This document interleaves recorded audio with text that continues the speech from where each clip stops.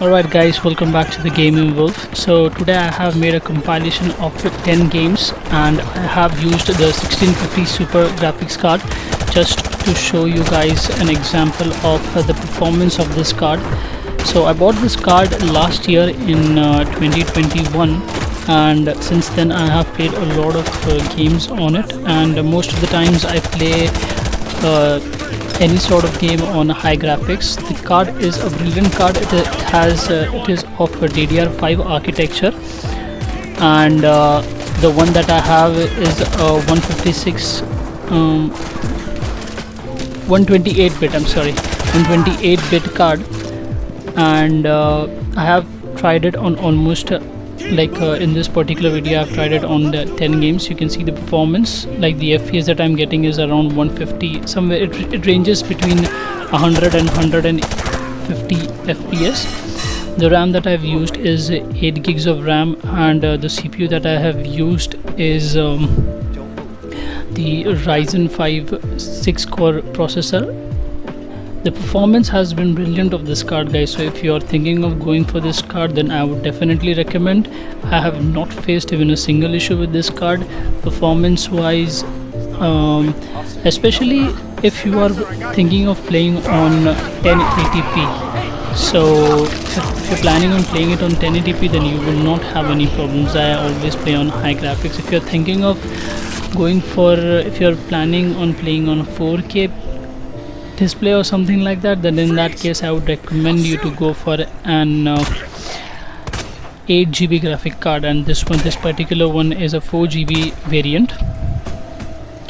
And as you guys can see, this one is the Resident Evil 3, I guess. The graphics were very high in that one, the remastered one, and this one right now is the Hitman 2. Even this one is at high settings. I fluctuate between high and ultra, so most of the times I would play on ultra if I'm getting very low FPS or if I'm facing any lag. Then in that case I would lower the settings.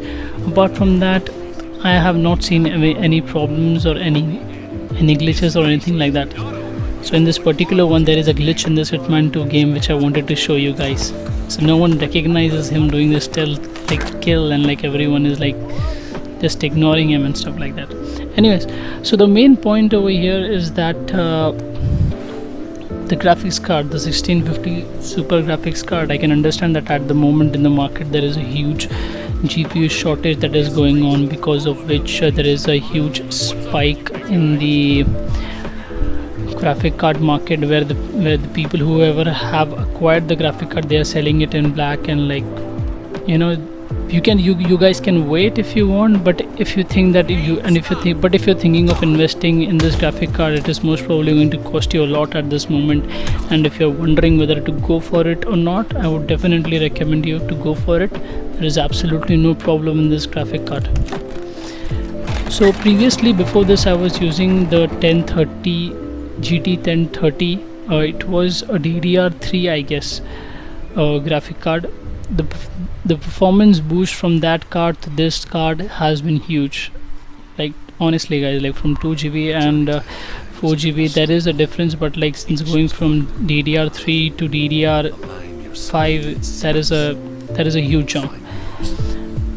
The graphic card can handle almost anything that you throw at it. As you guys can see, the FPS also that I'm getting over here in such a dark place is like 98 to 99 FPS, which is like, and the CPU being used is like just 29%. RAM is at just like 5.5 GB. So even if I was considering of increasing the RAM, yeah, I would recommend you guys this much, that if you are going to purchase this particular graphic card, then you should definitely consider upgrading to a 16 GB of RAM at least, if you can afford it.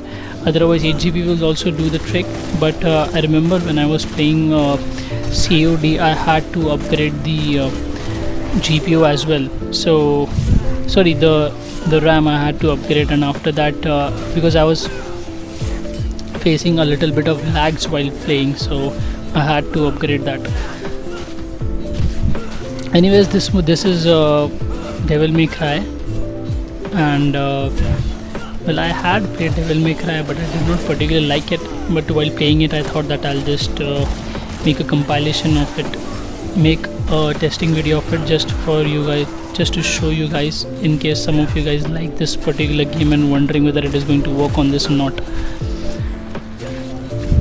Not a very highly graphic intensive game, this one doesn't require a lot of graphics. I guess even if I had a 1030 graphic card, it would have played it very easily. Apart from that, as you guys can see, even the GPU that it is using, it's just at 65 or 68%. So up next is the NFS Payback. So this is quite an old one, but I still had it laying around in my PC, so I thought that I'll just include this one as well, just so that if any of you guys are using this one, they're playing this one, then you might get a better idea. Have not felt any lags or anything like that while boosting and stuff, while whenever I was revving or anything like that, or I was hitting the nitro, so it did not lag. Usually if you have a graphic card who doesn't have the capacity to handle particular, what would you say, like particular parts of the game where there is like a lot of grass and like the FPS is very high, you usually experience lags, but I haven't felt that. So this particular one is the NFS Heat, which was the latest one at the moment when I was recording this, and I have kept it on ultra settings, by the way, which is like the best settings. Just look at the graphics, guys, it's like exceptional graphics that it was giving. And I did not experience any lag, although the FPS was less. I was expecting a little more frames. I was expecting at least 70 FPS, but still I was the frames that I was getting at an average of around 50 FPS, which was also pretty good, I would say. I would say that the reason why I was not getting a lot of FPS was most probably because of the RAM. So if you're playing like usually like new games after 2022 or 2021, then I would recommend at least 16 gigs of RAM if you have this particular graphics card, because as you guys can see in this one that the GPU was not maxed out, it was the RAM that was falling behind, because of which the graphics was the FPS was having an impact. So this was probably the most favorite and the most awaited, or the probably one of the games that you wanted to see on 1650 Super. So in GTA I did not have any problems, like absolutely none, considering it's quite an old game. Even my 1030 GPU that I was using previously, it did not create any problems. So for 1650 Super, well, absolutely none, no lags, nothing, not even as much as a line or anything like that. Absolutely no problem. Have always played it on the best settings that it can offer at 1080p. Of course, I do not have a 4K monitor, guys, so if you're wondering that if I'm playing on 4K monitor, then no, I'm not. I'm just playing on 1080p and ultra settings. This is FIFA. So FIFA is one of the games that there is a different fan base for this one. So the people who play this particular one, then they will admire the graphics of the performance of the GPU for a game like FIFA, because normally if you have a normal GPU, the graphics are not that great. It just looks like a PS2 game or something like that. But if you have a good GPU like this one, then you will definitely see a difference in everything. Spotted the pass and cut it out. Quite high FPS that you get in this one through this graphic card, which is 128 FPS that I'm getting at the moment.